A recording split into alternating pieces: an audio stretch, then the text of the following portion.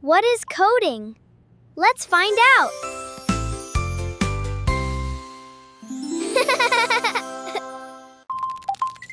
Coding is giving instructions to a computer in a language it understands. Robot, make me a sandwich. Sandwich? Computers can't guess what we mean. They need clear instructions, one step at a time. Clap your hands. Just like you follow your teacher's instructions, computers follow coding instructions. People write code using languages. Some languages are easy for beginners. Others are used to build games, websites, robots. Open my game. Please? I want to help, but I don't understand people. From the moment you wake up until you go to bed, coding is all around you.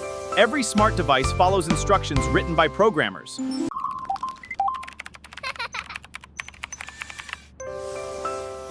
See you in the next video.